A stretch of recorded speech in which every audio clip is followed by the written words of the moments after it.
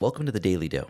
Today we're looking at two popular dividend-focused ETFs, SCHD and VYM.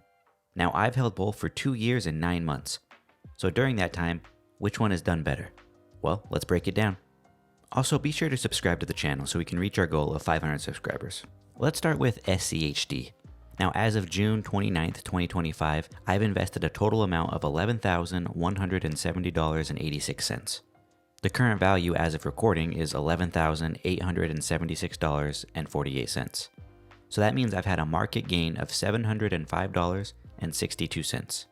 But I've also received $847.73 in dividends. So that brings my money weighted return to 22.13%. So we can see here most of the return here has come from dividends, not just market gain. So how does that compare with VYM? Well, if we look, we can see that I have invested a total of $765.62. Current value as of recording is $1,019.49, which means I've had a market gain of $253.87. I've also earned $74.32 in dividends, bringing my money weighted return to 45.53%. So unlike SCHD, most of the return for VYM comes from market appreciation. Now at first glance, it looks like VYM crushed SCHD, but here's some important things to consider when looking at these numbers. I basically lump summed my VYM position while I dollar cost averaged into SCHD over many years. So that means I bought SCHD at a mix of higher and lower prices, while VYM happened to be bought near a favorable dip. So it's possible that if I had dollar cost averaged into VYM the same way I did with SCHD over the same time period, the gap in performance may look a little different. But do I regret buying SCHD? Well, not at all, and here's why. Let's first look at dividend yield.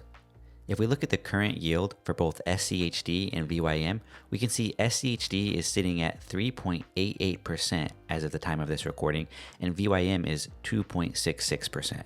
So the current yield, SCHD is much higher than VYM, which is important for me because the goal of these ETFs is to never sell them and eventually live off the dividends. Second, we can look at the 5-year dividend growth rate. We can see SCHD is 10.87%, while VYM is 3.59%.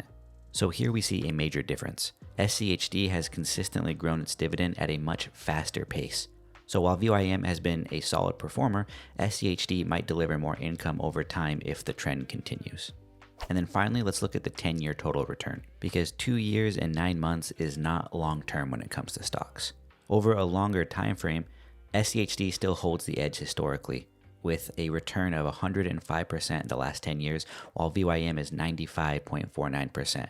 So even though VYM looks better right now, SCHD's fundamentals are still strong, and that gives me confidence that in the future, it will continue to see strong returns. So looking ahead, do I plan to change anything? Well, maybe. I mean, seeing how VYM has held up and even performed over the last few years makes me think about adjusting my ETF pie in M1 Finance. Currently, it's split with 33% going to SCHD, 33% going to SCHG, and 33% going to VOO, and only 1% going to VYM because I had already purchased it before deciding to focus on those 3 specific ETFs, and I didn't want to sell VYM. But going forward, I might increase my VYM allocation because it has done so well the past few years. And doing so will allow me to put my eggs in 2 different dividend ETF baskets, so to speak. But let me know in the comments, which one of these ETFs do you hold and why? And if you enjoyed the video, make sure to subscribe to the channel. We've got more episodes coming up. So I'll see you in the next one.